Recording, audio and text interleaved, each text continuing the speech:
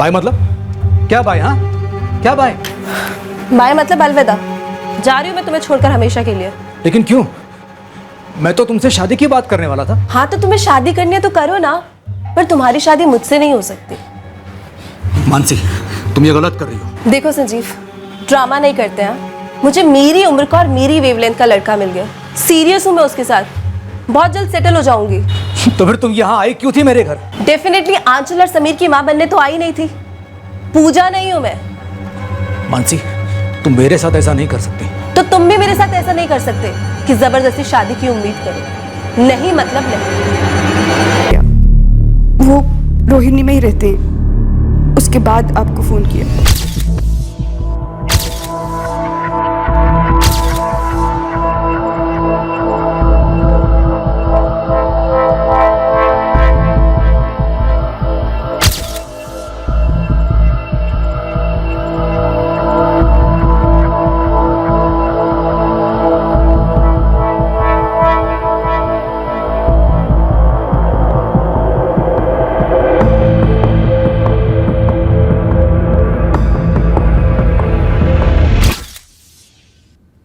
पाँच साल पहले हमारे पापा गुजर गए, तब से माँ अकेली ही रहती थी।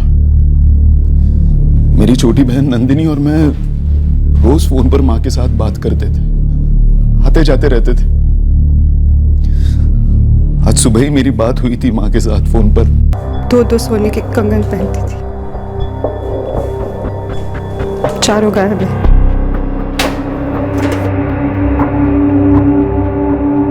नहीं, ऐसा लग नहीं रहा कि कुछ लूटा है। यहाँ कोई गहने या कैश नहीं रखती थी वो?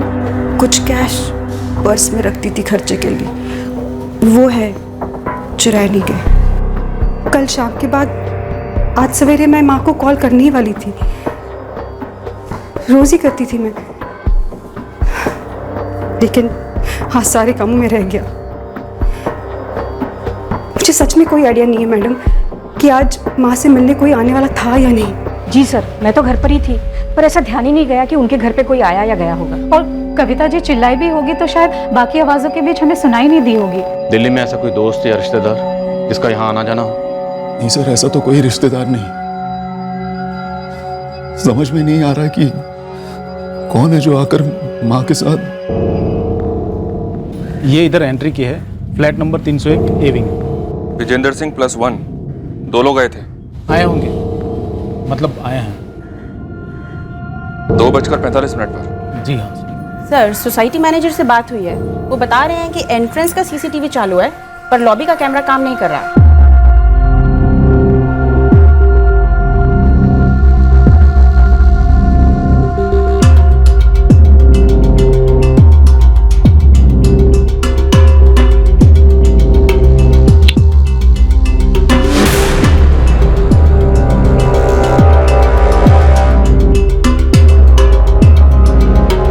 पीछे खड़ा हुआ यंग लग रहा है।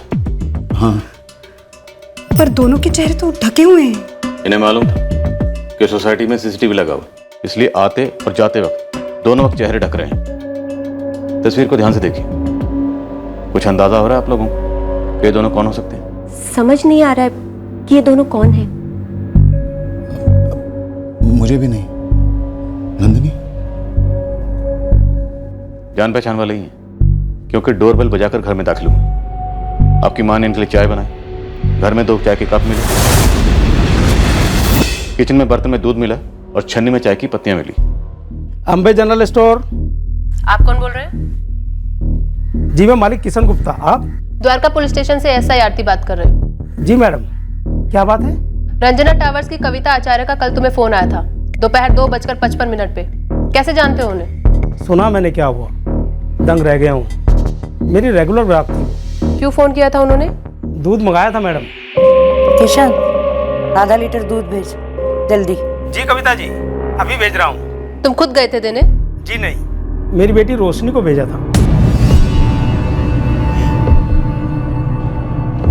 ये दोनों 2:45 पे सोसाइटी में दाखिल हुए और 3:55 पे वहां से निकले। मतलब 1 घंटा 10 मिनट तक ये उसी फ्लैट में थे आपकी माँ के साथ। फिर उसी दौरान 3:10 पर दूध आया, फिर चाय बनाएगी, चाय बनने में 10 मिनट लगे होंगे। जो 2 कप मिले हैं उनमें आधी चाय बची हुई थी। मतलब चाय के बीच में ही इन लोगों ने कविता जी का कत्ल कर दिया। इसमें कोई दो राय नहीं कि ये दोनों जान पहचान की हैं, लेकिन सिर्फ कविता जी के हाथ के कंगन चुराए गए, बाकी किसी सामान को छुआ तक नहीं गए। कौन हो सकते हैं ये? प्रीति शर्मा, कहाँ रहती हो तुम?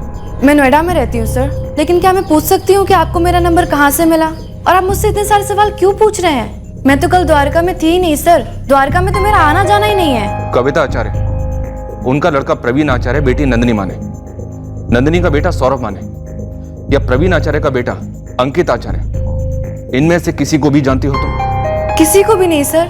आप बताएंगे कि बात क्या है? आप मुझे डरा रहे हैं सर।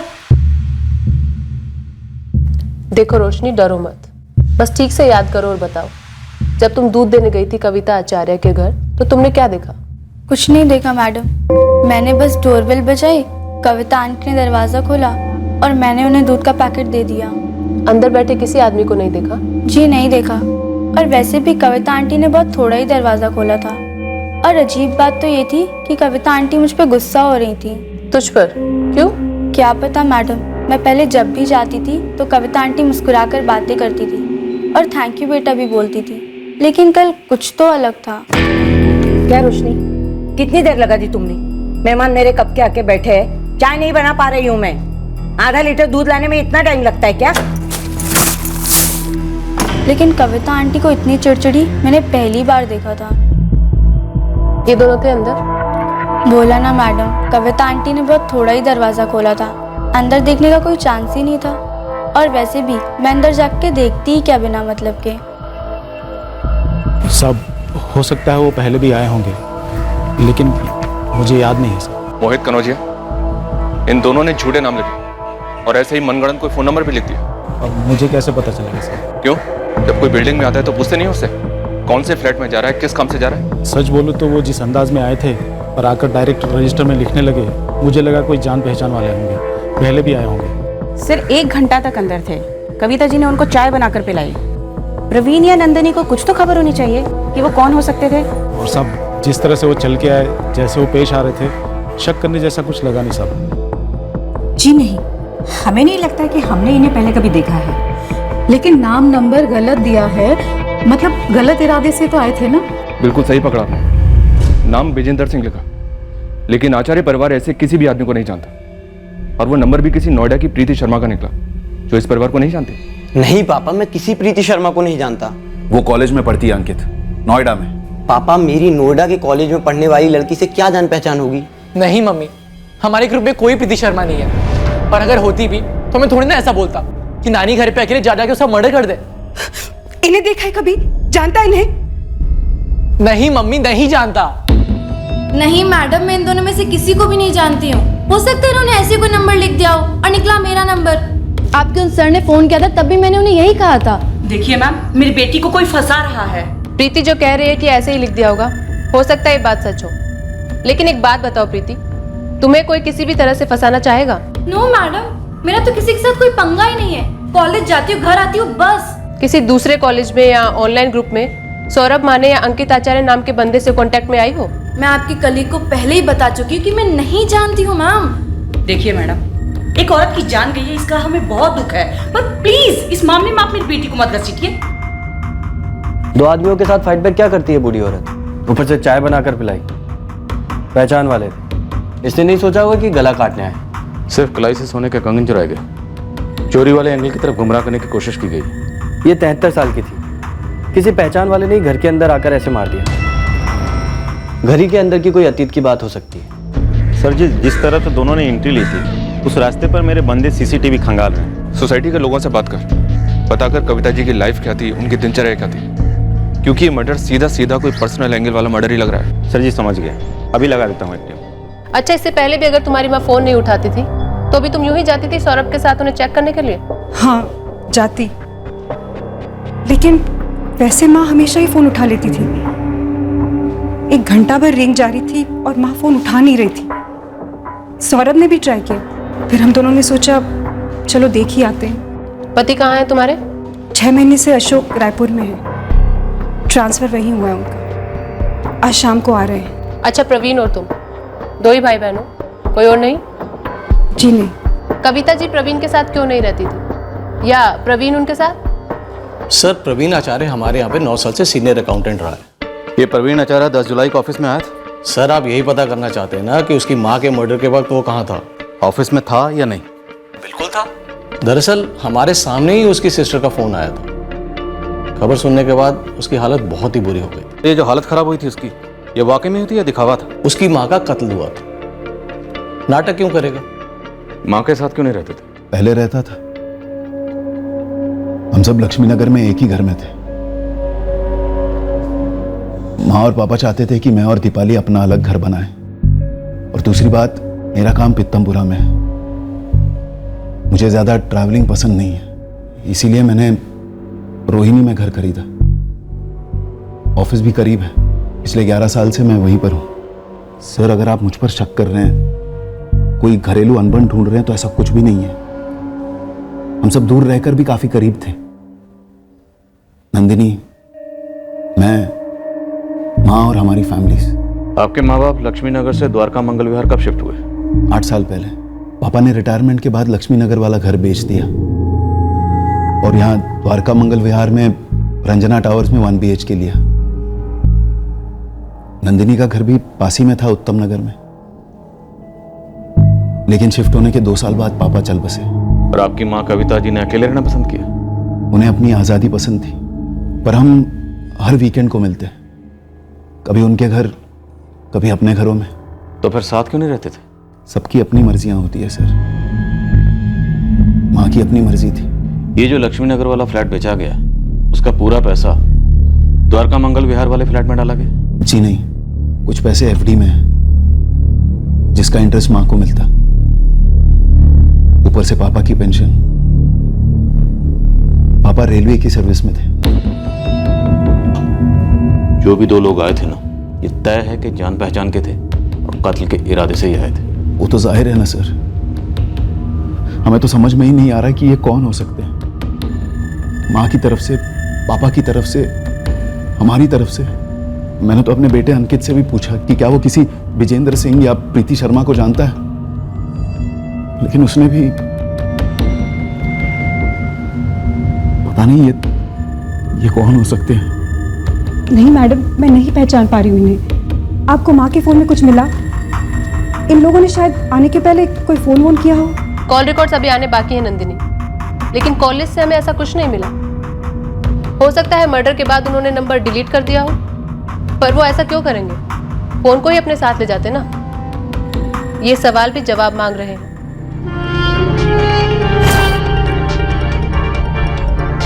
कविता आचार्य के फैमिली और सोसाइटी वालों के अनुसार कविता अकेले रहना पसंद करती,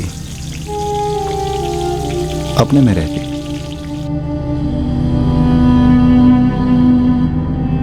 जब जरूरत पड़ती तभी घर से निकलती।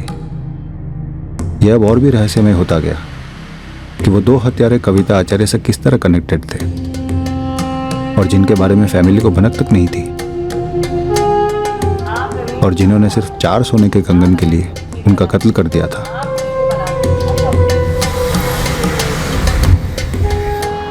कविता की मीट सरिता जायसवाल से भी पूछताछ हुई। वही एक थी जो कविता के घर रोज आती जाती। मैडम मैं इन्हें नहीं पहचान पा रही हूँ। एक जवान लड़का है और एक अधेड़ उम्र का आदमी दिखता है। ऐसे 2 लोग कभी ना कभी घर पर आए होंगे। मैडम मैं सुबह 8 बजे आती और 9:30 बजे तक सारा काम निपटा कर दूसरे घर चली जाती। ऐसे 2 लोगों को मैंने कभी नहीं देखा। नंदिनी और प्रवीण को जानती हो? नंदिनी दीदी से कुछ बार मिली हूँ और प्रवीण साहब से 1 आध बार। क्या कविता जी ने कभी बातों बातों में तुमसे कभी किसी घरेलू अनबन का जिक्र किया था? बच्चों के साथ कोई नाराजगी या झगड़ा, ऐसा कुछ भी कहा कभी? कभी फोन पर बात करते हुए सुना हो या कभी चिड़चिड़ी हो रही हो? नहीं मैडम, मैं पिछले 2 साल से वहाँ काम कर रही थी। सुनकर बहुत बुरा लग रहा है। ऐसे कैसे किसी ने उन्हें मार दिया, वो भी 2 जोड़ी कंगन के लिए। लॉबी वाला CCTV 2 महीने से खराब पड़ा है और बिल्डिंग एंट्रेंस वाले CCTV से सिर्फ 1 महीने का फुटेज मिला है, जिसमें दोनों कभी देखे ही नहीं। नंदिनी ने अलमारियों के लॉकर्स ठीक से चेक किए? पक्का कुछ और चोरी नहीं हुआ? कह तो रही है नहीं सर। वैसे कविता जी का मोबाइल और पर्स दोनों ज्यों के त्यों मिले। हाँ गुरु बोल। रंजना टावर के बगल में एक दुकान की CCTV से कुछ मिला है। दोनों हैं? जी सर, टैक्सी में आए थे।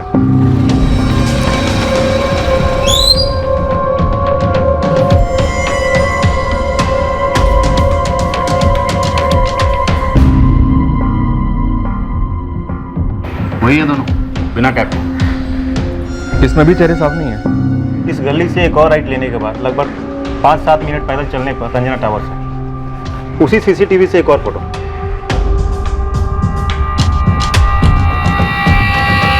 सर इसमें भी चेहरे छुपाए हुए हैं। शायद टैक्सी रोकते वक्त नजर पड़ी होगी सीसीटीवी पर, और सोसाइटी की सीसीटीवी के बारे में पहले ही जानते होंगे।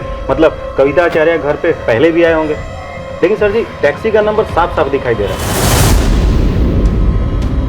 मेरे बंदे टैक्सी वाले को ढूंढ रहे, शायद वो बता सके कि कहाँ से उठाई थी सवारी इन दोनों की। जैसे कुछ खबर मिलती है फौरन इत्तला कर। दीपक, जब तक कि टैक्सी वाला हाथ लगता है, तुम प्रवीण के बेटे अंकित और नंदिनी के बेटे सौरभ, दोनों पर नजर रखो। इन दोनों कातिलों में से ये लड़का जवान लगता है इसकी। ये कंगन चोरी वाला एंगल मुझे शुरू से अटपटा लग रहा। ये दोनों उस घर पर तकरीबन 1 घंटा 10 मिनट तक थे, फिर भी सिर्फ कंगन चुराए और कुछ भी नहीं। सर इस लड़के के साथ जो आदमी था वो, हो सकता है ये कविता आचार्य उस लड़के को जानती हो और वह लड़का उस आदमी को अपने साथ लेकर आया हो।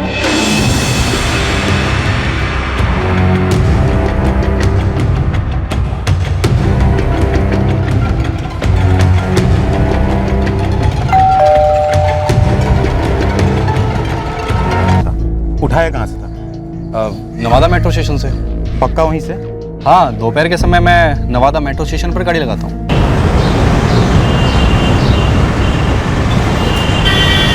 जी साहब।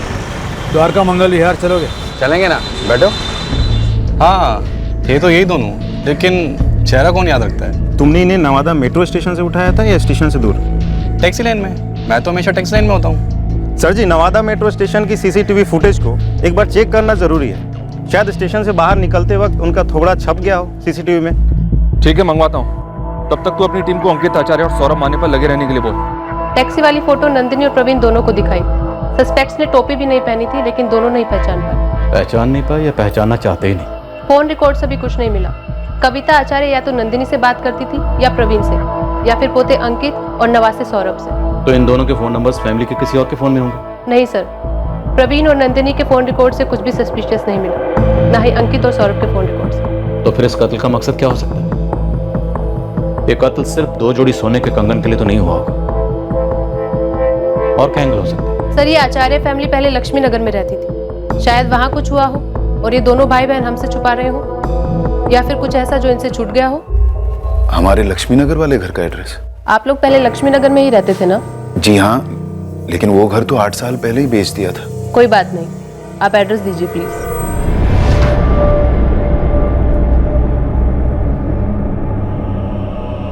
नंदिनी, पुलिस ने लक्ष्मी नगर वाले घर का एड्रेस लिया। पर वहां से कौन आकर ऐसा कुछ करेगा? किराने वाले की लड़की रोशनी, जो घर पर दूध देने आई थी, उसने स्टेटमेंट दिया है कि माँ गुस्से में लग रही थी। नंदिनी, ऐसा कौन हो सकता है जिस पर माँ गुस्सा होगी और उनके लिए चाय भी बनाएगी?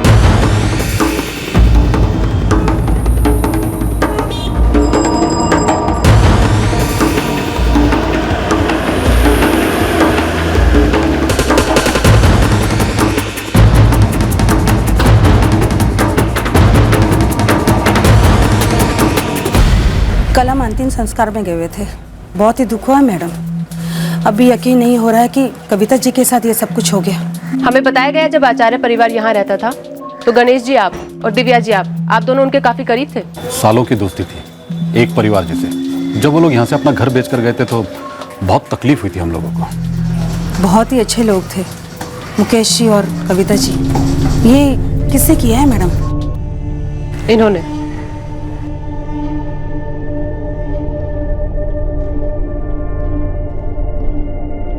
जाने पहचाने लगते हैं। ये तो साफ साफ दिखाई भी नहीं दे रहा। प्रवीण और नंदिनी भी नहीं पहचान पाए।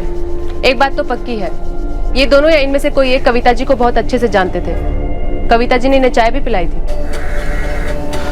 अपने संजीव जी? क्या वो बता सके? उनका मुकेश जी के घर काफी आना जाना था। अगर ऐसा कोई है जिसके बारे में प्रवीण और नंदिनी नहीं जानते तो शायद संजीव जी जरूर बता सकेंगे।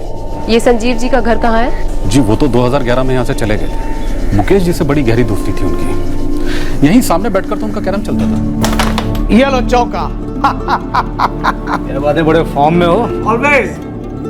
वाइट आपके लिए बहुत लकी है। क्या बात है? गेम अब तक चल रही है। एक और चाय भिजवा दूं? अरे पूजा, चाय के साथ में तेरे स्पेशल वाले पकौड़े भी भेजना। हाँ। ये मेरा sixer. Sanjeev Parekh share market line में काम करते थे। अभी का उनका पता तो मालूम नहीं, पर उनकी माँ ग्रीन पार्क में रहती है। वो संजीव जी तो आउट ऑफ दिल्ली सेटल हुए हैं। हाँ ऐसे कुछ सुना था। संजीव पारेख की माँ का एड्रेस है आपके पास? जी नहीं, उनका एड्रेस तो नहीं है, पर एक बार उसने बताया था कि वो बेसिकली दिल्ली का रहने वाला है और उसकी माँ ग्रीन पार्क वाले गुरुद्वारे के आसपास कहीं रहती है। उनकी माँ का नाम याद है आप लोगों को? एक बार संजीव जी की वाइफ पूजा ने बताया था, सावित्री नाम है, सावित्री पारेख। कोई संजीव पारेख जो आपके पिताजी के अच्छे खासे दोस्त हुआ करते थे लक्ष्मी नगर में, हम उन्हें ट्रेस कर रहे हैं। शायद वो इन दोनों के बारे में कुछ बता पाए। पर हैरानी इस बात की है कि आप और नंदिनी अब तक इन दोनों को नहीं पहचान पाए। हम भी यही सोचकर काफी परेशान हैं सर। एक एक रिश्तेदार, दूर का ही सही, सभी के बारे में सोच रहे हैं। कहीं कोई ऐसा रिश्तेदार तो नहीं जिसके टच में हम ना हो पर माँ हो। ऊपर से मुझे अजीब लग रहा है कि आपको माँ के फोन रिकॉर्ड से भी क्यों कुछ नहीं मिला। कम से कम इन दोनों के चेहरे अगर साफ दिख जाए तो हम अंदाजा लगा पाए कि ये दोनों हैं कौन। लगे हुए हैं सर। 2 कांस्टेबल्स लगातार बैठकर दोनों प्लेटफॉर्म्स का फुटेज छांट रहे हैं। सांगवान स्पीड बढ़ानी ही पड़ेगी। टाइम फ्रेम भी तो दिया मैंने कि कितने बजे के आसपास ये दोनों स्टेशन पर होंगे। जी सर, कल सुबह तक का टाइम दो सर प्लीज। दूसरी ओर हम संजीव पारेख की मां का घर ढूंढ रहे हैं ताकि उनके जरिए हम संजीव तक पहुंचे और संजीव शायद इन दोनों को पहचान ले। हमने इलाके के सारे ज्वेलर्स को कविता आचार्य के कंगन के फोटोग्राफ्स पहुंचा दिए ताकि अगर कातिल उन्हें बेचने आए तो हमें तुरंत इन्फॉर्मेशन मिल सके। हमारी तकदीर अच्छी थी कि हम संजीव पारेख का घर ढूंढ पाए green park.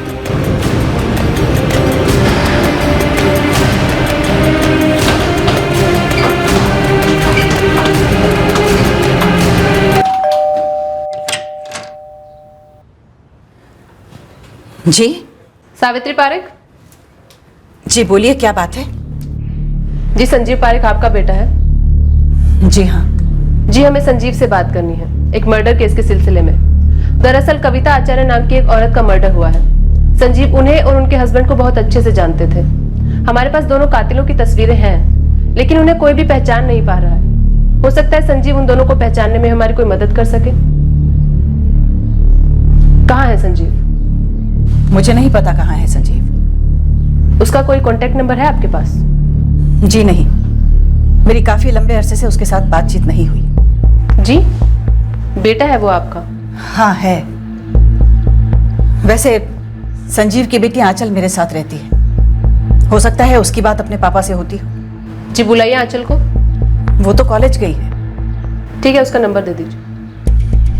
The number you have called is currently switched off. Please try again later. Thank you.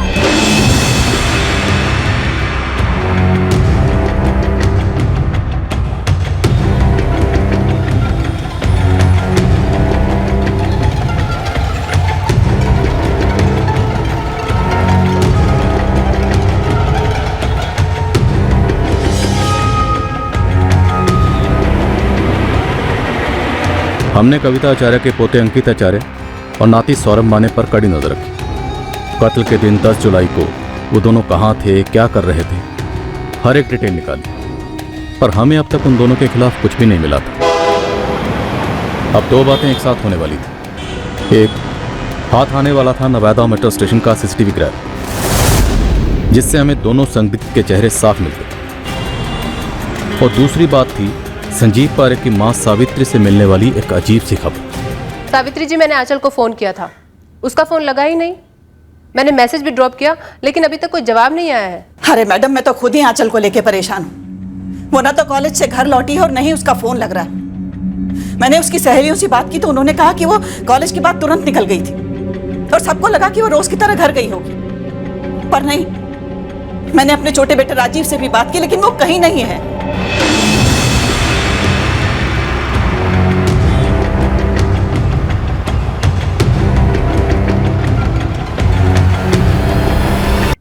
Sir, मैंने सावित्री जी से कहा है कि हम आंचल के कॉल रिकॉर्ड्स तुरंत मंगवा रहे हैं और उनसे कहा है कि वो आंचल की सहेलियों से दोबारा बात करें। क्या आंचल का गायब हो जाना कविता आचार्य के मर्डर से जुड़ा? आंचल को कैसे पता चला कि तुम उसे कॉल करने वाली? सर, सावित्री जी के अलावा तो किसी को भी नहीं पता था कि मैं आंचल को कॉल करने वाली हूँ। और सावित्री जी ने यह कहा कि वो संजीव के टच में नहीं है, आंचल हो सकती है। जी सर। आंचल पारे के गायब होने का रहस्य अगले ही दिन रोशनी में आने वाला था, जब नवादा मेट्रो स्टेशन की सीसीटीवी फुटेज हमारे हाथ लगती। ने उसका फोन नंबर लिया और वो एकदम से गायब हो गई। हम खुद हैरान हैं सावित्री जी कि ऐसा कैसे हो गया।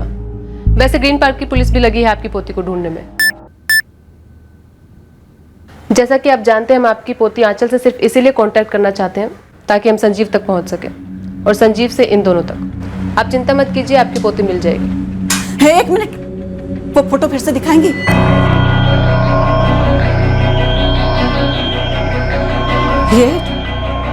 ये तो मेरा बेटा संजीव है और साथ में मेरा पोता समीर, आंचल का छोटा भाई।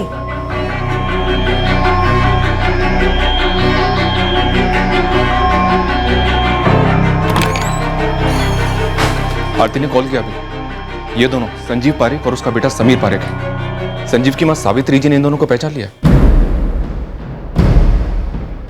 आप लोगों ने नहीं पहचाना? लक्ष्मी नगर में आपके पड़ोसी रह चुके हैं। हाँ सर, पर हमारे वहां से निकल जाने के बाद ये लोग वहां आए होंगे। हाँ, मैं तो कभी नहीं मिली इनसे, ना माँ पापा से कभी सुना इनके बारे में।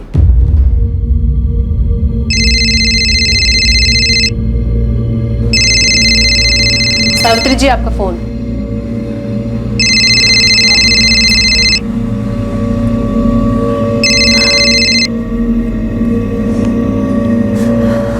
हेलो माँ, मैंने भी आंचल के नंबर पे फोन किया था।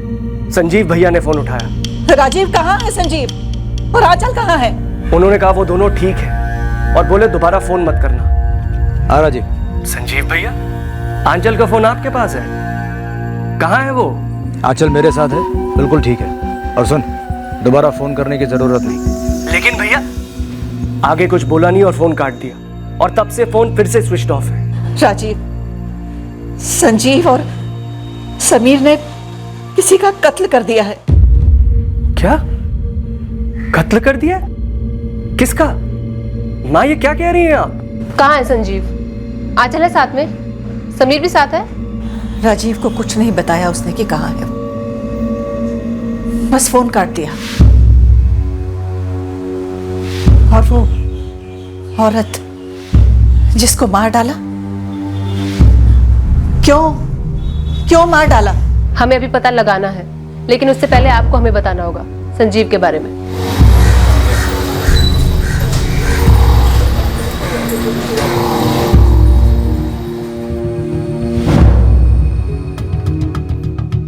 गणेश भाई, ये संजीव पारीक और उसके बेटे ने मां को क्यों मार डाला होगा? मुझे नहीं पता प्रवीण। ये संजीव तो काफी करीब था तुम्हारे मम्मी पापा के।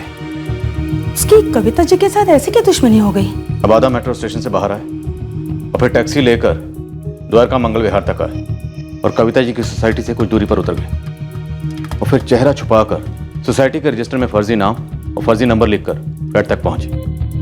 फिर वही कर गए जो करने आए थे, कविता आचार्य का कत्ल।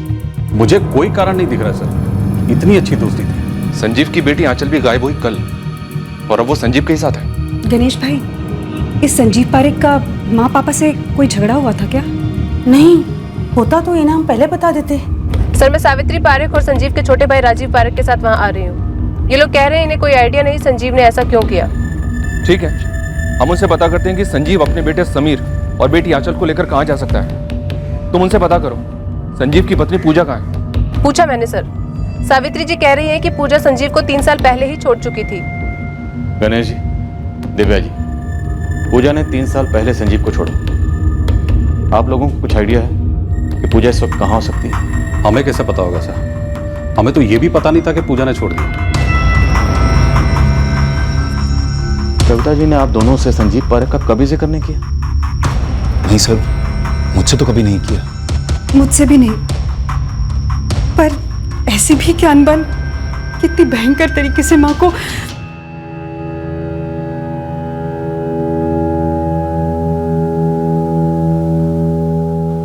संजीव अपने बच्चों के साथ कहाँ जा सकता है? इससे पहले कहाँ था वो? सर एक्चुअली हमें संजीव भैया के बारे में कभी भी कुछ भी पता नहीं रहता है। बस 2 साल पहले उन्होंने बच्चों को माँ के पास भेज दिया, हाथ में एक चिट्ठी थमाकर।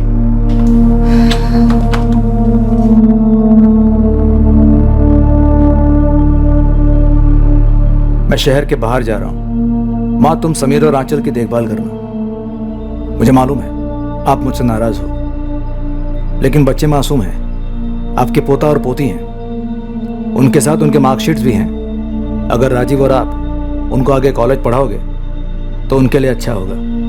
संजीव। और उस चिट्ठी में कोई अफसोस वफसोस कुछ नहीं था, ना थैंक यू ना सॉरी, बस एक रिक्वेस्ट थी। ऑर्डर ही समझिए कि आंचल और समीर की देखभाल हम लोग करें। फिर माँ ने देखभाल शुरू की, मैंने भी मदद की, स्कूल में एडमिशन वगैरह करवाया। खून है हमारा। फिर अचानक 6 महीना पहले संजीव भैया आए और समीर को लेकर चले गए, पढ़ाई वढ़ाई सब छुड़वाकर। क्यों ले जा रहा है, क्यों पढ़ाई छुड़वा रहा है, कुछ भी नहीं बताया। बस ले गया समीर को, और अब ऐसे ही अचानक आंचल को लेकर चला गया बिन बताए। सावित्री जी, हमें लगता है आंचल खुद अपनी मर्जी से संजीव के साथ गई, क्योंकि जब हमने आपसे कांटेक्ट किया और आपने हमें आंचल का नंबर दिया, उसके तुरंत बाद किसी ने आंचल को यह बताया कि हम उसके फादर को ढूंढ रहे हैं। सावित्री जी, आपके घर से निकलते ही मैंने तुरंत आंचल को फोन किया था, लेकिन उसका फोन लग नहीं रहा था। शायद उससे पहले ही उसको संजीव का फोन गया होगा। हेलो आंचल, पापा बोल रहा हूँ। पापा, कहाँ हो आप? घर आए हो? नहीं बेटा, मैं तुमको लेने आया हूँ। कहाँ आना है लिख लो, जल्दी से आ जाओ। और सुनो, फोन स्विच ऑफ करना, ओके? क्यों, क्या हुआ है पापा? सब मिलकर समझाऊंगा, जल्दी से एड्रेस लो। सावित्री जी, क्या संजीव आपके टच में था? क्या उसने कहा था आपसे कि हम उसे ढूंढ रहे हैं? आपको पता था कि संजीव ने मर्डर किया है? नहीं, मुझे मालूम नहीं था। 1 मिनट सर, आप सीधा मेरी माँ के ऊपर उंगली उठा रहे हैं। इनको तो पता भी नहीं था कि संजीव भैया और समीर कहाँ थे, क्या कर रहे थे। और ये जो औरत है जिसका मर्डर हुआ है, हमने तो उसका नाम भी नहीं सुना कभी। इस वक्त संजीव कहाँ हो सकता है? और उसकी पत्नी पूजा कहाँ मिलेगी? नहीं मालूम। वो पूजा के लायक था ही नहीं कभी। वो किसी औरत के लायक नहीं था जो कभी उसकी जिंदगी में आई थी। देखिए, मेरा बेटा संजीव, मैंने जाना उसे जरूर है, लेकिन वो ऐसा कैसे हो गया, क्यों हो गया, क्या हो गया, आज तक समझ नहीं पाई हूं मैं उसको। एक बूढ़ी औरत को मार डाला उसने, मार डाला, और साथ में समीर को शामिल किया। कितना छोटा है समीर। मैं मां होते हुए भी अपने बेटे संजीव को आज तक नहीं समझ पाई कि किस मिट्टी का बना हुआ है वो। संजीव पारेख चिकनी चुपड़ी बातें करता। वो अपने रुतबे से लोगों का विश्वास और दिल जीत लेता, उन पर पकड़ जमा लेता और अपनी बातों के मुझे वो शादी कभी मंजूर नहीं थी। हमें संजीव भैया के बारे में कुछ भी पता नहीं रहता है। वो क्या करते हैं, कहाँ रहते हैं, किससे मिलते हैं। एक तो वो मोबाइल फोन नहीं रखते, और जब उन्हें जरूरत होती है सिर्फ तभी कांटेक्ट करते हैं। सर, इस आंचल के फोन रिकॉर्ड से आइडिया मिलेगा संजीव ने इसे कहाँ बुलाया होगा मिलने। मंगवा ऑन द डबल। अब हमारे पास संजीव से जुड़ी 4 औरतों के नाम है। पहली बीवी गुरप्रीत कौर, अमृतसर की। दूसरी बीवी जया नायडू, हैदराबाद की। तीसरी बीवी पूजा पारेख, जिसकी कोई डिटेल नहीं है। और अब ये मानसी बनर्जी, जो उसके साथ रह रही है और जिसका पता हमें नहीं है। दीपक, सावित्री और राजीव के पीछे अपने आदमी लगा। पता नहीं क्यों मुझे लग रहा है कि इन दोनों ने हमें जितना बताया इससे ज्यादा जानते हैं।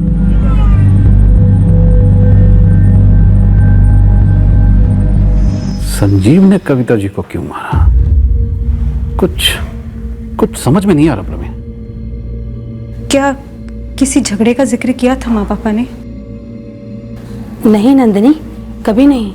तो क्या ऐसा हो सकता है कि स्टेशन के सीसीटीवी में जो तस्वीर है वो संजीव और उसके बेटे की है, लेकिन मर्डर करने वाले 2 लोग कोई और ही हो?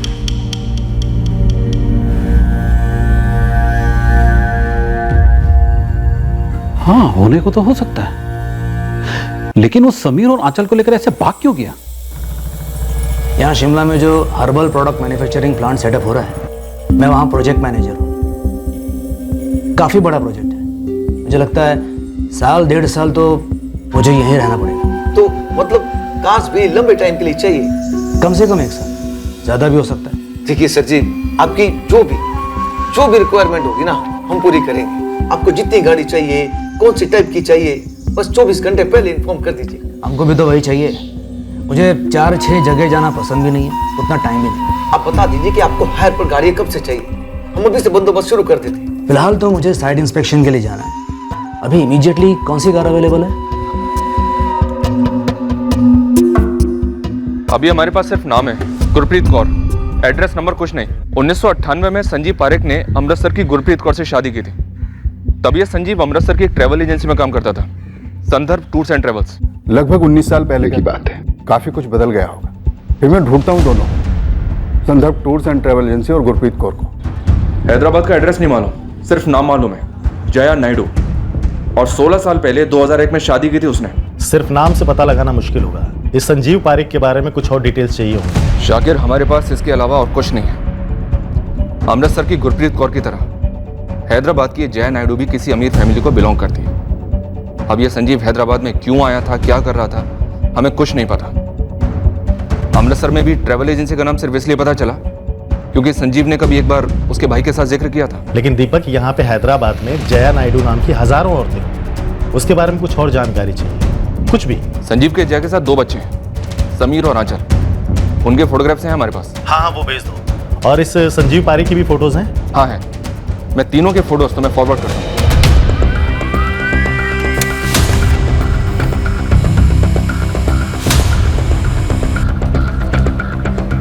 आंचल के कॉल रिकॉर्ड से हमें एक नंबर मिला 14 जुलाई का, जिसके तुरंत बाद ही आंचल गायब हुई थी।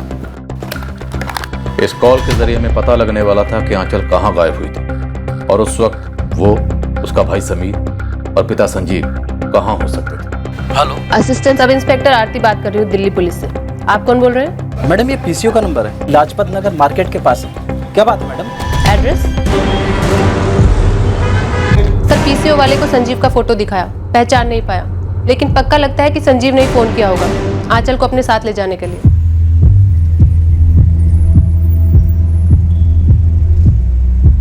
पापा कहाँ हैं? अंदर है, चलो।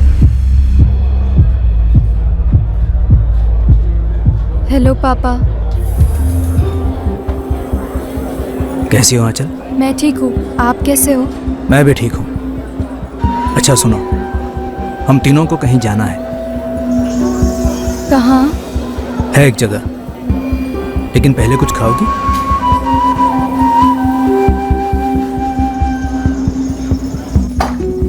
अगर संजीव ने लाजपत नगर मार्केट वाले पीसीओ से आंचल को फोन किया था तो आंचल वहां गई होगी और संजीव और समीर शायद वहां उसका पहले से इंतजार कर रहे हो। हाँ, ऐसा हुआ हो सकता है सर। तो हमें उस जगह को खंगालना चाहिए जहां पे वो तीनों मिले और जहां के लिए निकले। टैक्सी।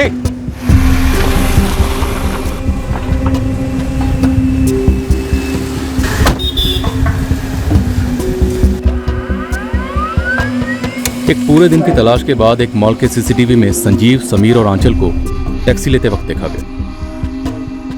नंबर दिख रहा है गुरु। अब हम उस टैक्सी की ट्रैकिंग करने वाले थे। उम्मीद थी कि इससे हमें पता चलता कि संजीव और उसके दोनों बच्चे कहाँ थे।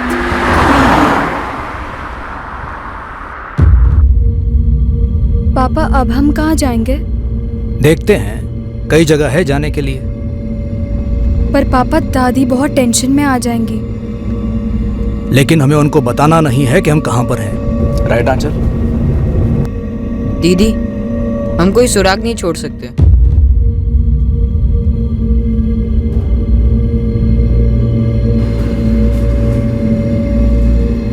संजीव ने ऐसा क्यों किया? बच्चों को शामिल किया? बच्चों को? हमें क्या पता है? कुछ नहीं।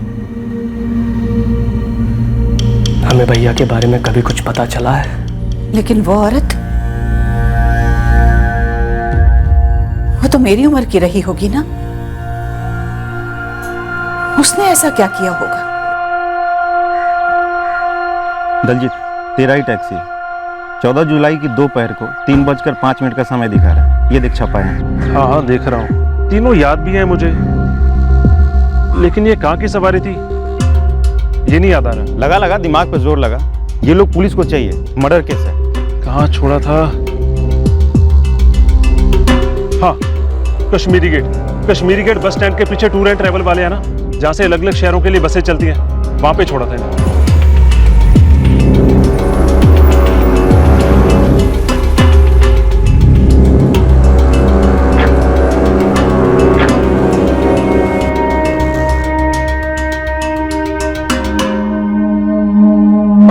इन तीनों को मैंने वहीं छोड़ा था और ये तीनों सीधा एक दुकान के अंदर चले गए थे। भाई दलजीत, मुझे वहां लेकर चल अभी। चल चल जल्दी चल, चल। ये संजीव पारेख, ये आंचल पारेख और ये समीर पारेख। संजीव, आंचल और समीर पारेख। संजीव, आंचल, संजीव पारेख मिल गई। ये मिल। कहाँ की बुकिंग है? शिमला की बस ली है। ये रात की 8:45 की बस थी। टिकट कैंसिल नहीं हुआ तो बैठ गया हूँ। लुका छिपी शुरू होने से पहले ही धरना इन तीनों को। आरती, एक टीम लेकर अभी शिमला के लिए निकलो। जी। अपनी एक लोकल टीम है वहाँ। अगर ये संजीव पारेख होटल में ना हो और वहीं किसी के घर में ठहरा हो तो कोई तो जानता होगा। तुरंत अपने लड़कों को फोन करो। सर, गुरप्रीत को अभी तक ट्रैक नहीं पड़ा, पर ये जया नायडू ट्रैक हो गई है हैदराबाद में, समीर और आंचल की मां। हमारी एक टीम शिमला की ओर बढ़ रही थी संजीव और उसके बच्चों को ट्रेस करने के लिए, और दूसरी टीम हैदराबाद के लिए रवाना हुई जया नायडू से मिलने के लिए, जो संजीव पारेख से 13 साल पहले अलग हुई थी, पर उस पर कोई ना कोई रोशनी जरूर डाल सकती थी। जया जी, क्या संजीव के साथ अब भी टच में है?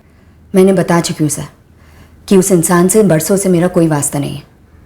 घिन आती है मुझे ये सोच के कि कभी वो गलीज इंसान मेरा पति था। बच्चे कभी आपके टच में रहे? समीर या आंचल?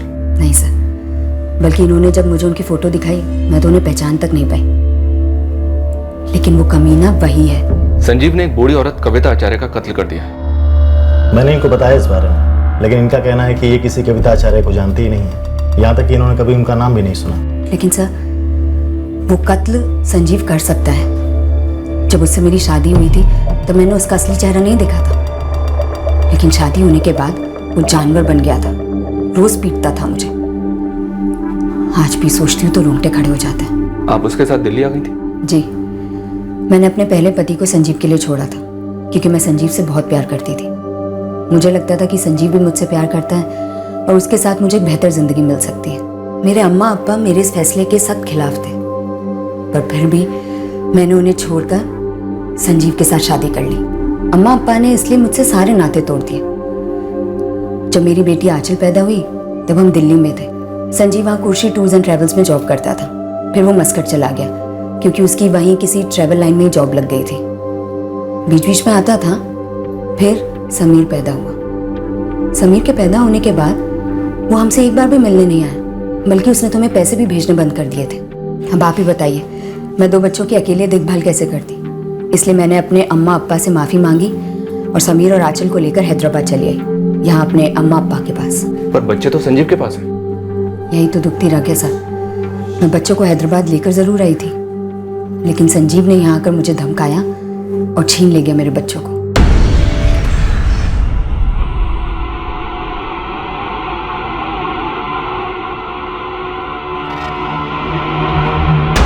नहीं संजीव भाई, जया भाभी ने कुछ भी नहीं बताया हमें। फोन भी 2 हफ्तों से बंद है। घर भी 2 हफ्तों से लॉक है, समझ लीजिए।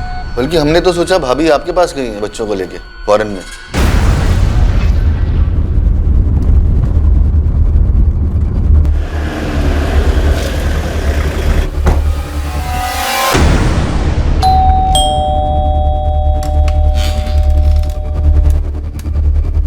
ये क्या लगा रखा है? मुझे तुम्हारे साथ नहीं रहना अब। बच्चे कहाँ हैं? बच्चे भी यहीं रहेंगे मेरे साथ। तू भाड़ में जा, मेरे बच्चे मेरे साथ रहेंगे। मेरे बच्चों को तुम्हारे जैसी बाप की जरूरत नहीं है, जो ना उनकी देखभाल कर सकते और ना ही प्यार। अंदर जा, कागज पेंसिल लेकर आ और उन सारी चीजों की लिस्ट बना जो तूने मेरे घर से चुराई है। 8 लाख के गहने का तो मुझे पता है, ये लिस्ट मुझे पुलिस को देनी है। पर मैंने कुछ नहीं चुराया तुम्हारे घर से। ये इंस्पेक्टर को बोलना, इंस्पेक्टर शरद दोस्त है मेरा, उसने तेरे खिलाफ लुकआउट नोटिस निकाली है। हाँ शरद, एक साथ काम करते थे। हमारी टीम ने भोपाल में पूजा को खोद ली। आंचल और समीर को भी घसीट लिया? वो अभी पता नहीं, दोनों उसके साथ हैं। पूजा, तुम कविता आचार्य को अच्छे से जानती थी। संजीव ने उन्हें क्यों मारा? कविता आचार्य या फिर उनके हस्बैंड मुकेश आचार्य के साथ संजीव का कभी कोई झगड़ा हुआ था? जब तक हम लक्ष्मी नगर में रहते थे, कविता जी और मुकेश जी के साथ कभी कोई झगड़ा वगड़ा नहीं हुआ।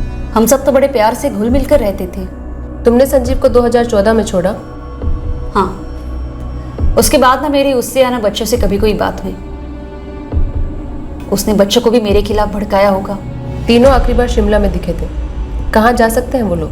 वो हैदराबाद जया के पास कभी नहीं जाएगा, भोपाल मेरे पास भी नहीं आएगा। संजीव ने मुझे बोला था कि जया ने उसे और बच्चों को छोड़ दिया। मुझे तो अब पता चला कि संजीव ने जया को धमकी देकर आंचल और समीर को अपने साथ ले आया।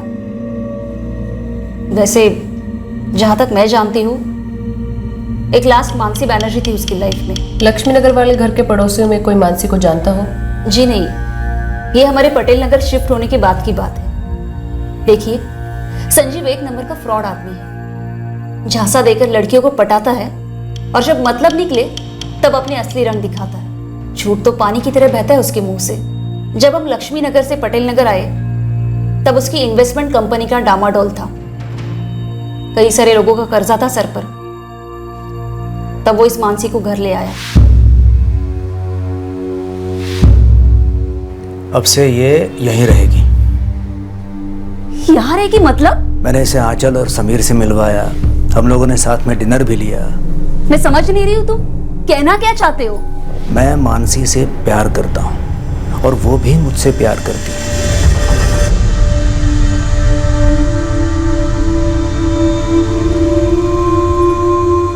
माँ, हमें वो अच्छी नहीं लगती है। माँ, आप उसे यहाँ से जाने के लिए कहो ना।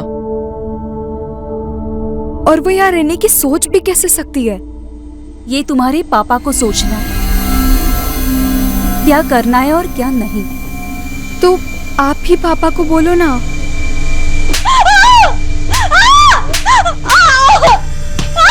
मार तो बहुत खाई थी मैंने। उसके बच्चों को अपने बच्चों जैसा मानती थी। वो भी मुझसे बहुत प्यार करते थे, माँ कहते थे। संजीव ने मुझे पहले ही बोल के रखा था कि मेरे खुद के बच्चे नहीं होंगे।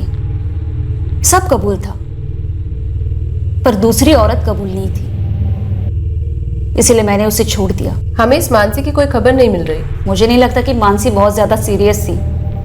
वो तो बस संजीव की चिकनी चुपड़ी बातों में झूम रही थी। लक्ष्मी नगर से निकलने के बाद तुम लोग पटेल नगर शिफ्ट हुए।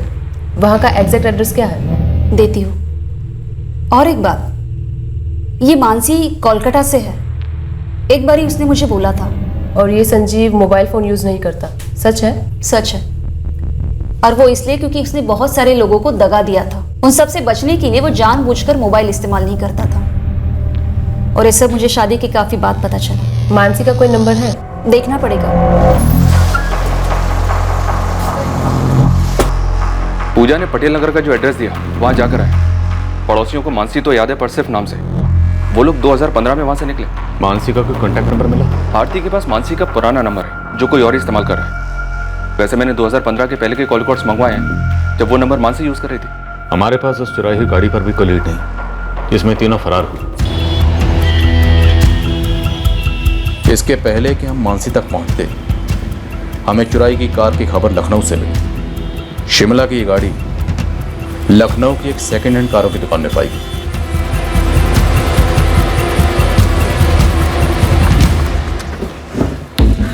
हाँ सर, गाड़ी के कागजात शशांक भट्ट के नाम पर ही हैं। इन पेपर्स के अगेंस्ट में तुमने लोन दिया था उसको?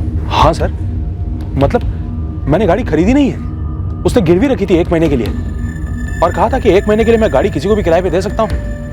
जब वो लोन सूद समेत लौटा देगा, गाड़ी ले जाएगा।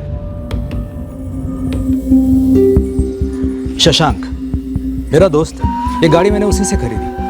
अभी नाम ट्रांसफर नहीं हुआ, इसलिए सारे पेपर्स उसी के नाम पर है, लेकिन गाड़ी मेरी है। हाँ, 1 महीने में लोन चुका दूंगा सूद समेत। और अगर 1 महीने बाद तुमने पैसा सूद समेत नहीं लौटाया संजीव, तो मैं गाड़ी बेच दूंगा। उसकी नौबत नहीं आएगी। मैं अपनी गाड़ी बिकने नहीं दूंगा।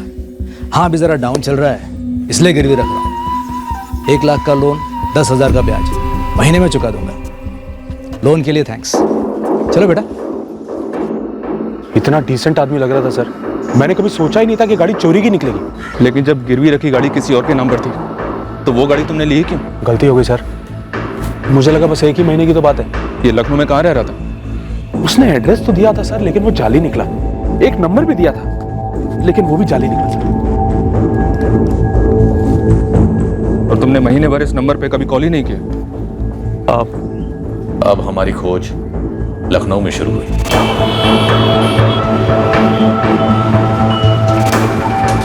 सारे होटल्स, गेस्ट हाउसेस और जहां भी संजीव और उसके बच्चों के रहने की संभावना थी, हमने वहां पूछताछ की। अब हम हताश हो रहे थे। मानसी बनर्जी, दिल्ली पुलिस। सारी कोशिशों के बावजूद संजीव पारेख हमारे हाथ नहीं लग रहा था, पर हम मानसी बनर्जी तक पहुंचे। अरे संजीव, या बच्चे मेरे पास क्यों आएंगे? क्यों आएंगे वो छोड़िए, आया था या नहीं आया था ये बताइए।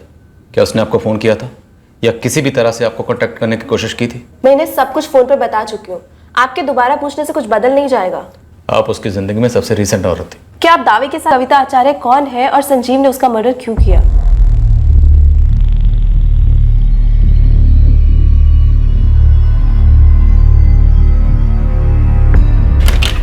नेट पे अपलोड कर दो। सारे स्टेट्स के सभी शहरों के हर कोने में लुकआउट की खबर फैलनी चाहिए। सर।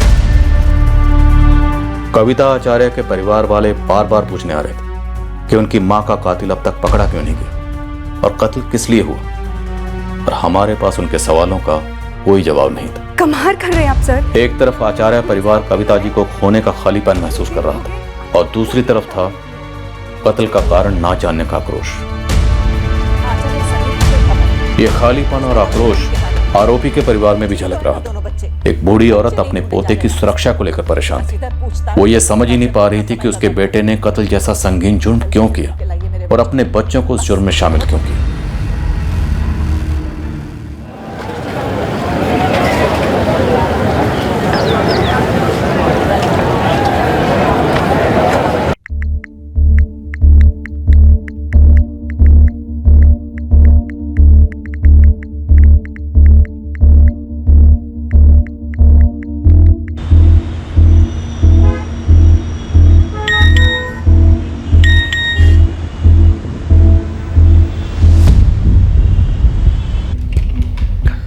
दिल्ली पुलिस के सोशल मीडिया अकाउंट पर ये मैसेज आया संजीव पारेख के बारे में।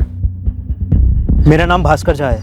आपने जिस क्रिमिनल का फोटो डाला था नेट पर, संजीव पारेख, उसने मेरे साथ फ्रॉड किया है। यहाँ वाराणसी में। इस भास्कर झा से तुरंत कांटेक्ट करो। पूरे 2 महीने हम संजीव पारेख के पीछे लगे रहे, वो हमारे हाथ नहीं लगा। अब अचानक से ब्रेक थ्रू एक ऐसे शख्स से मिल रहा था जिसका कविता आचार्य मर्डर केस से कोई वास्ता नहीं था, पर संजीव से जरूर था। 1 हफ्ता पहले संजीव ने मुझे बाइक बेची थी। मुझे बोला 2 दिन में बाइक के पेपर्स दे देगा। अब हवा हो गया सर। कहाँ रह रहा था? सर यहाँ एक गणेश लॉज है, वहाँ अपने बेटे और बेटी के साथ रह रहा था सर। सर बाइक ऋषिकेश से चोरी हुई है, किराए पे ली थी, फिर इसका जीपीएस निकाला और इसको यहाँ वाराणसी में ले आया। इस वक्त कहाँ होगा वो? पता नहीं सर, लेकिन 3 दिन पहले मैंने उसे 80 घाट पे देखा था। मैंने जैसी आवाज़ लगाई सर भाग खड़ा हुआ। भीड़ का फायदा मिल गया सर उसे, वरना मैं उसे वहीं धर लेता। तुम्हारी पहचान कैसे हुई? सर मैं यहाँ पे टूरिस्ट गाइड हूँ। मैं संजीव पारेख और उसके दोनों बच्चों को सैर करवा रहा था सर। बातों बातों में मुझसे बोला कि वो यहाँ पे एक ट्रैवल एजेंसी डालना चाहता है, गाड़ी खरीदने वाला है, इसलिए बाइक बेचना चाहता है। सर मैं झांसे में आ गया। नंबर दे उसका। सर ये लीजिए सर। ये संजीव पारेख मुझसे बहुत बड़ी बड़ी बातें कर रहा था। मुझे बोला दिल्ली में इसकी एक एजेंसी है, मस्कट में एक एजेंसी है। मुझे लगा इंटरनेट पे सर्च करूंगा तो कोई जानकारी मिल जाएगी। सर जैसे ही मैंने इसका नाम डाला, सबसे पहले मर्डर वाली खबर और इसकी फोटो दिख गई। सर मैं तो देख के ठंडा पड़ गया एकदम से। नंबर स्विच ऑफ है। तुमने 80 घाट पर कब देखा था? 3 दिन पहले? हाँ सर 80 घाट पे 3 दिन पहले। वैसे 3 दिन काफी होते हैं, चांसेस कम है कि वो अभी भी वाराणसी में हो। अखिलेश फिर भी कोशिश करो। सर पूरा नेटवर्क लगा देता हूँ। दिल्ली, शिमला और लखनऊ के तजुर्बों के बाद हमें यह लग रहा था कि इस बार भी संजीव पारेख हमारे हाथ से निकल गया, वाराणसी छोड़ चुका है, और फिर भी हमने कोई कसर नहीं छोड़ी और आखिर में मेहनत रंग ला।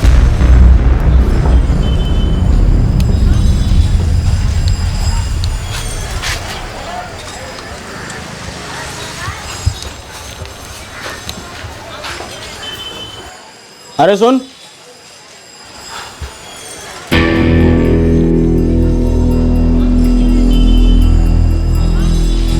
चाय नमकीन लेके आ।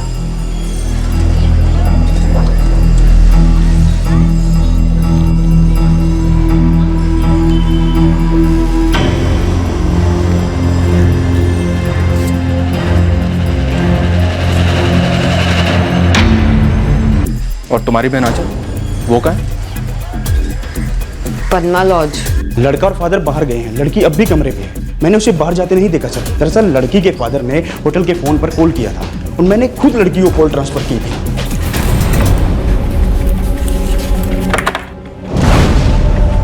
वो रही सर।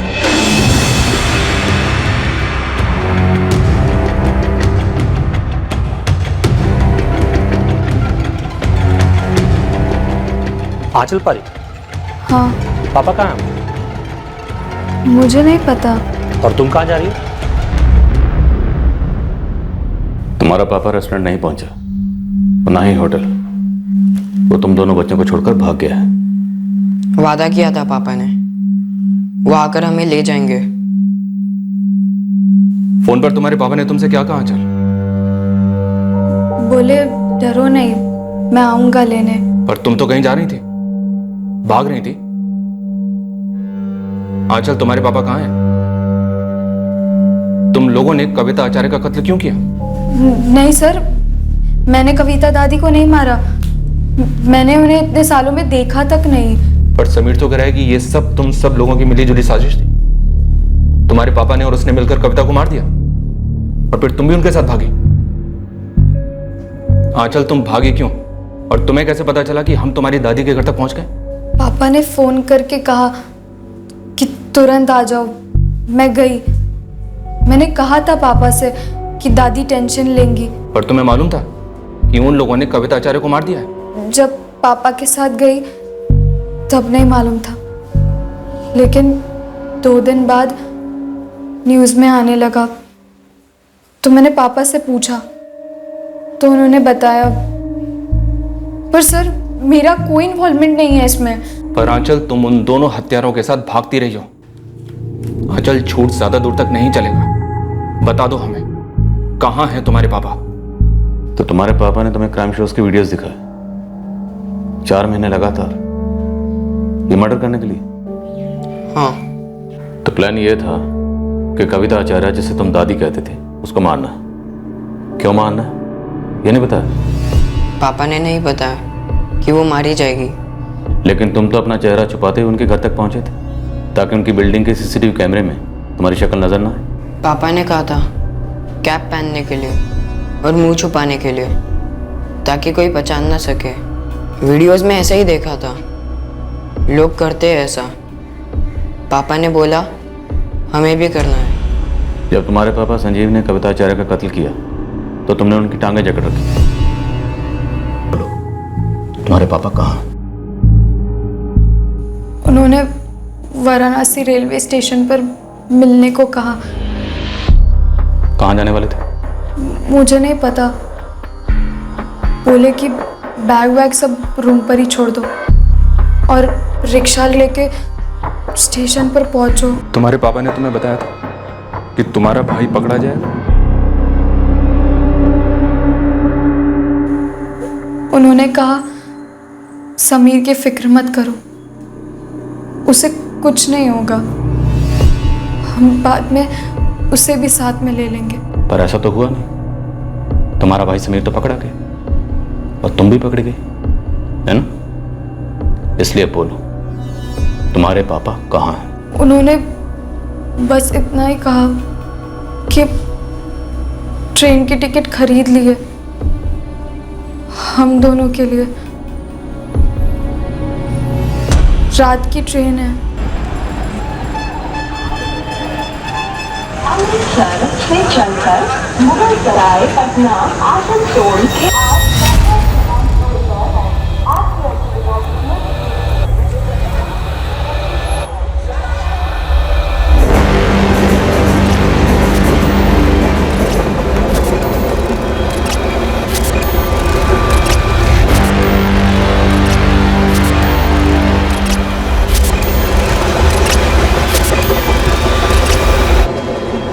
मुझे वही लग रहा है।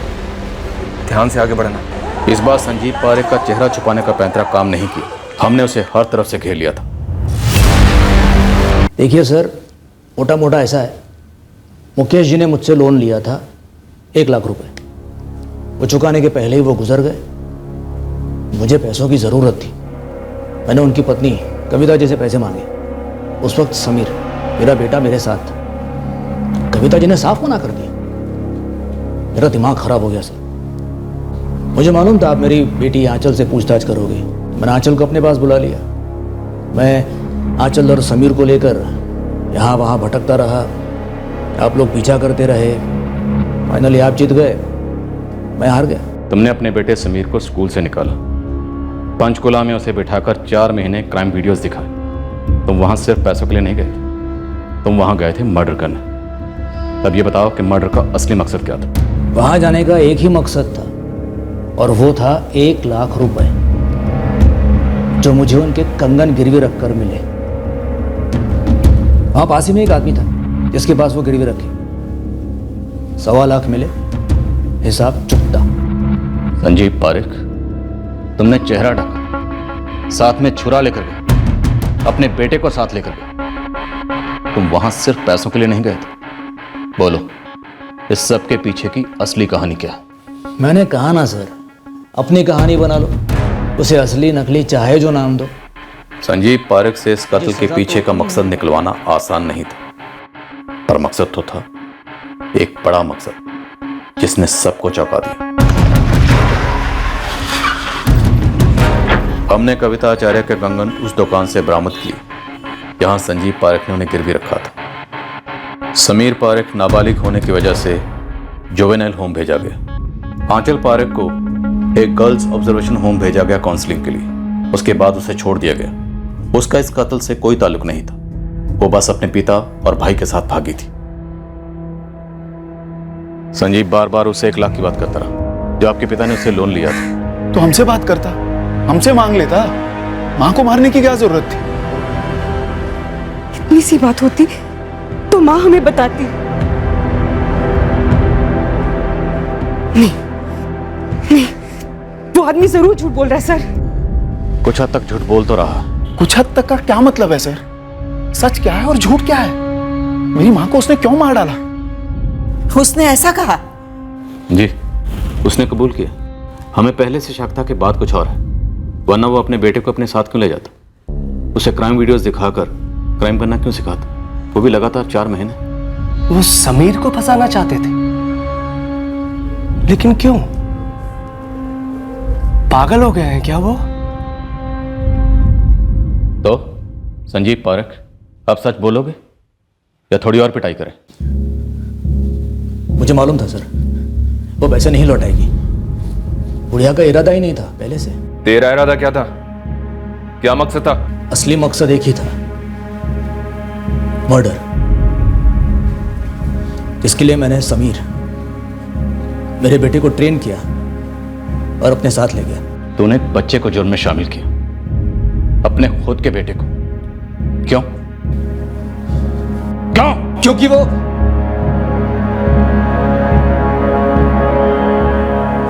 वो समीर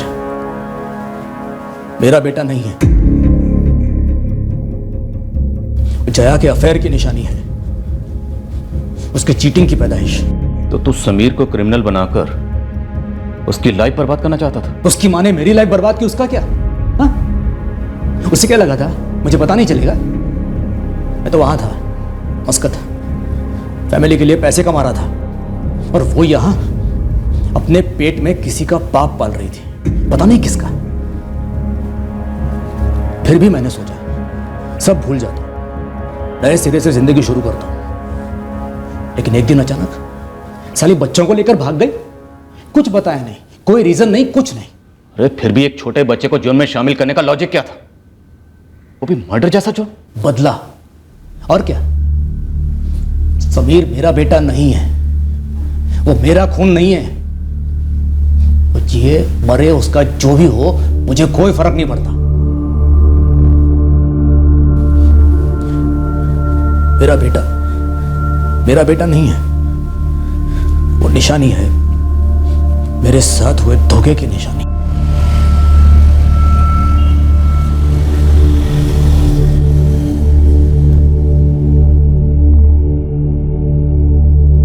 एक क्रिमिनल को जेल भेजा जा सकता, उस पर अदालत में मुकदमा चलाकर उसके जुर्म को साबित करके उसे सजा दिलाई जा सकती है, लेकिन उस ख्याल को, उस क्रिमिनल इरादे को किसी के जहन से जुर्म करने से पहले ही कैसे निकाला जाए, खासकर तब जब वो क्रिमिनल इरादा एक निजी अधूरेपन से उभरा हो।